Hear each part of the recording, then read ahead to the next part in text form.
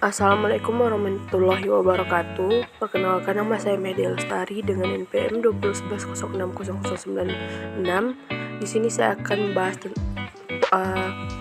membahas materi saya tentang evolusi sejarah kehidupan, mata kuliah evolusi dengan dosen pengampu Aryani Dewi Kusumawardhani MPD untuk memenuhi tugas evolusi untuk UAS. Baiklah, materi pertama adalah asal mula kehidupan.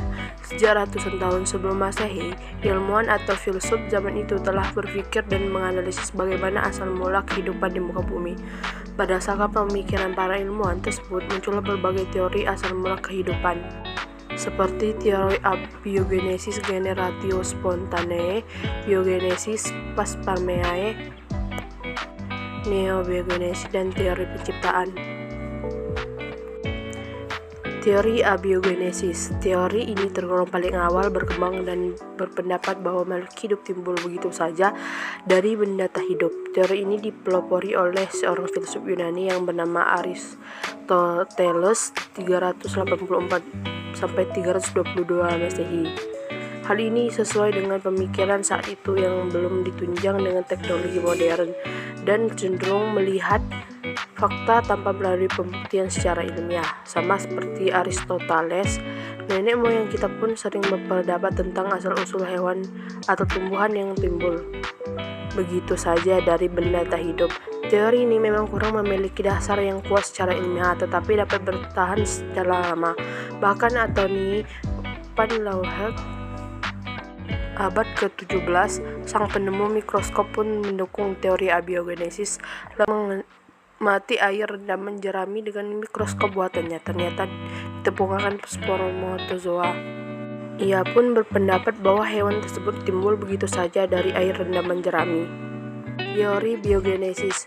Sejalan dengan perkembangan ilmu pengetahuan, akhirnya orang berperilaku secara lebih ilmiah.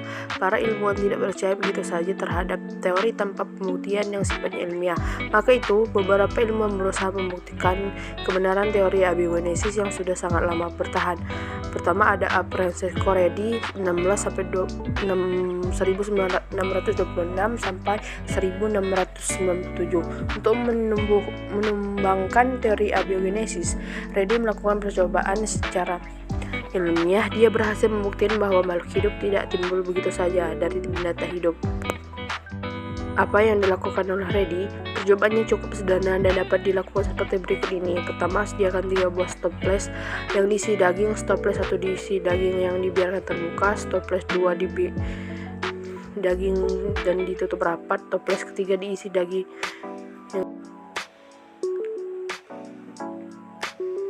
dan ditutup dengan kain kasa agar udara masih bisa masuk. Setelah beberapa hari diperoleh hasil sebagai berikut. Stoples daging membusuk dan berisi belatung. 2 toples daging membusuk dan tidak ada belatung. Toples ketiga, daging membusuk dan tidak ada belatung, tapi timbul belatung di kain kasa. Atas Redi menyimpulkan bahwa belatung tersebut berasal dari telur. B adalah Spolazzaini 1729 sampai 1796. Spallanzani tidak setuju dengan hasil percobaan Needham karena ia mengetahui kelemahan percobaan yang dilakukan Needham tersebut.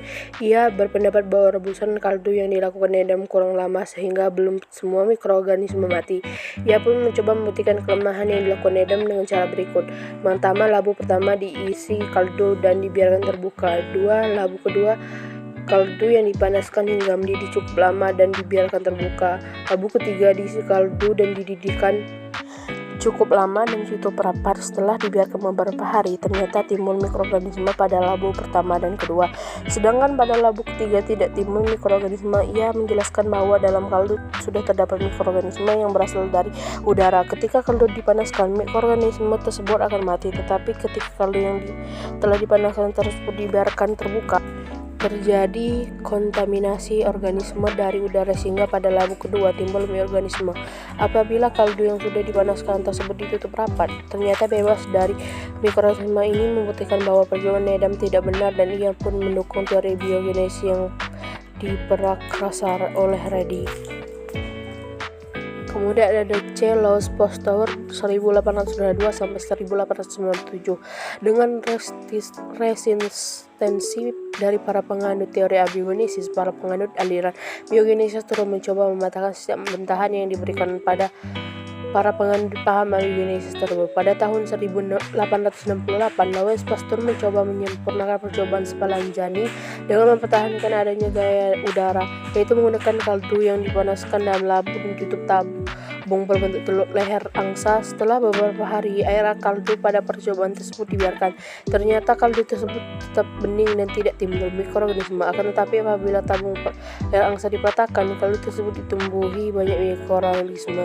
Mengapa demikian? Karena ada mikroorganisme di udara tidak sampai dalam kaldu akibat bertahan oleh penutup yang bentuk leher angsa. Dengan demikian, Louis Pasteur berkesimpulan bahwa semua kehidupan yang ada berasal dari kehidupan sebelumnya, yang kemudian terkenal dengan slogan Homo vivum ex vivo. Pasteur berhasil dengan meyakinkan dapat mengembangkan teori generatio spontanea. Pertanyaan dari mana asal mula kehidupan atau semboyan bahwa kehidupan berasal dari kehidupan sebelumnya. Jadi dengan mematahkan teori generatio spontanea, malah timbul pertanyaan lagi, dari mana makhluk hidup pertama kali terbentuk. Teori evolusi kimia atau neo-abiogenesis. Holland, Urey dan muridnya Stanley Miller 1953 membuktikan hipotesis Oparid dan Haldane dengan membuat percobaan yang meniru atmosfer umum primitif dengan mencampurkan gas seperti metan, amonia, uap air, dan hidrogen dalam alat yang ia rancang dengan menggunakan air listrik untuk menyimulasikan kilat baperan hari. Percobaan tersebut menghasilkan senyawa anorganik yang terdiri atas urea, asam asetat, asam laktat, dan beberapa asam amino. Dari hasil eksperimennya, Miller membuktikan bahwa senyawa organik sangat memungkinkan terjadi secara spontan pada atmosfer bumi primitif. Miller percaya bahwa pembentukan senyawa kompleks penyusun makhluk hidup tidaklah mudah dan memerlukan jutaan tahun untuk terjadinya evolusi kimia hingga terbentuknya makhluk hidup sederhana. Jadi terbentuknya makhluk hidup tidak yang memakan waktu jutaan tahun. Teori ini pun disebut dengan teori evolusi kimia atau abiogenesis, yang merupakan reinkarnasi dari teori biogenesis yang pernah mempercayai makhluk hidup berasal dari benda hidup melalui evolusi kimia. Yang selanjutnya, teori panspermia. Teori ini berhipotesis bahwa organisme mikroskopis datang dari luar angkasa, kemudian berkembang dari berevolusi di bumi. Seperti kita ketahui, bumi kita ini sering dihujani meteorit dari luar angkasa yang memungkinkan bahwa wali mama di makhluk hidup mikroskopis yang kemudian dapat berkembang dan berevolusi di muka bumi. Apabila dicermati perkembangan teori asal mula hidup ini oleh para ilmuwan dari dahulu sampai saat ini sangat membingungkan. Tarik menarik antara teori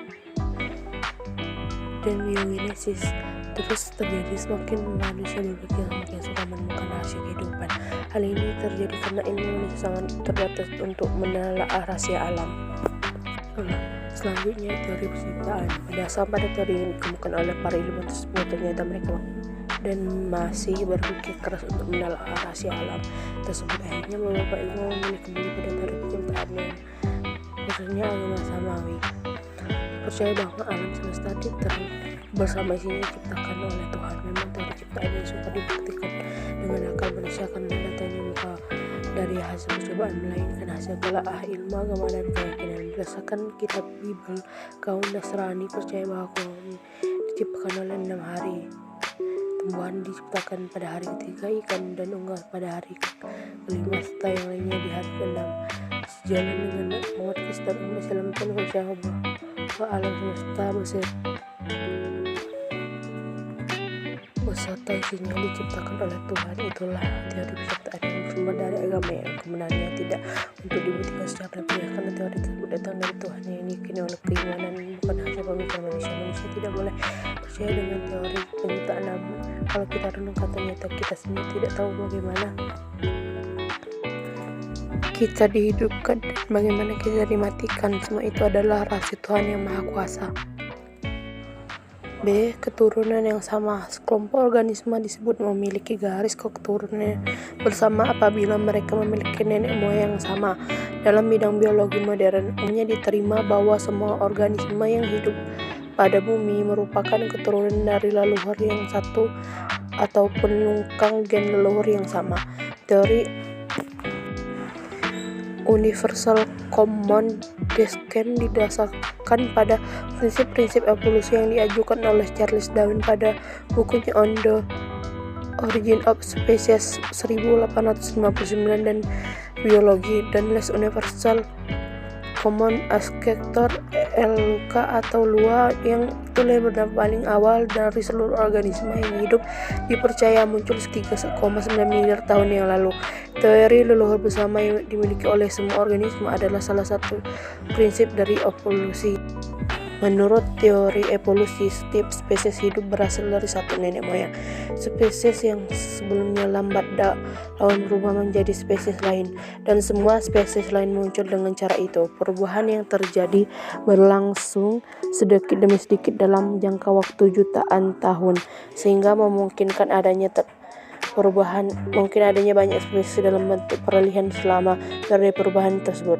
Selanjutnya, dalam menjelaskan bahwa jika catatan positif terjadi dengan diperinci, maka akan ditemukan mata rantai yang hilang tersebut. Kemudian seorang ahli paleontologi, Mark Czarnecki, berpendapat bahwa kendala utama dalam membuktikan teori evolusi adalah catatan fosil tersebut belum mengungkapkan jejak-jejak jenis peralihan hipotesis Darwin. Malah sebaliknya, spesies muncul dan musnah secara tiba-tiba. C. Evolusi kehidupan. Evolusi dalam kajian biologi berarti perubahan pada sifat-sifat terwariskan suatu populasi organisme dari satu generasi ke generasi berikutnya. Perubahan-perubahan ini disebabkan oleh kombinasi tiga proses utama: variasi, reproduksi, dan seleksi. Sifat-sifat yang menjadi dasar evolusi ini juga oleh gen yang diwariskan kepada keturunan suatu makhluk hidup dan menjadi bervariasi dalam suatu populasi. Ketika organisme bervariasi, keturunan akan mempunyai sifat-sifat yang baru. Sifat baru dapat diperoleh dari perubahan dan gen akibat mutasi ataupun transfer gen antar populasi dan antar spesies. Pada spesies reproduksi secara seksual, kombinasi gen yang baru juga dihasilkan oleh rekombinasi genetika dan dapat meningkatkan variasi antar organisme. Evolusi terjadi ketika perbedaan terus menjadi lebih umum atau langka dalam suatu populasi. Evolusi didorong oleh dua mekanisme utama, yaitu seleksi alam dan hanyutan genetik. Seleksi alam merupakan sebuah proses yang menyebabkan sifat terwaris yang berguna untuk berkelangsungan hidup dan reproduksi organisme yang menjadi lebih umum dalam satu populasi. Sebaliknya, sifat yang merugikan menjadi lebih berkurang. Sementara itu, hanyutan genetik atau genetic drive merupakan sebuah proses bebas yang menghasilkan perubahan acak pada frekuensi sifat suatu populasi. Hanyutan genetik dihasilkan oleh probabilitas apakah suatu proses akan diwariskan ketika suatu individu bertahan hidup dan bereproduksi. Walaupun perubahan yang dihasilkan oleh hanyutan dan seleksi alam kecil, perubahan ini akan berkumulasi dan menyebabkan perubahan yang substansial pada organisme. Proses ini mencapai puncaknya dengan menghasilkan spesies yang baru. Sebenarnya kemiripan antar organisme yang satu dengan satu organisme lainnya mensugestikan bahwa semua spesies yang kita kenal berasal dari nenek moyang yang sama melalui proses gen yang terjadi secara perlahan. Meskipun teori evolusi selalu diasosiasikan dengan Charles Darwin, namun sebenarnya biologi evolusioner telah berakar sejak zaman Aristoteles. Namun Darwin adalah ilmuwan pertama yang mencetuskan teori evolusi yang telah banyak terbuktikan mapan menghadap pengujian ilmiah. Sampai saat ini, teori Darwin mengalami evolusi yang terjadi karena seleksi alam dianggap oleh mayoritas komunitas sains sebagai teori terbaik dari menjelaskan peristiwa evolusi. Baiklah, sekian pembahasan dari saya Aicari. Wassalamualaikum warahmatullahi wabarakatuh.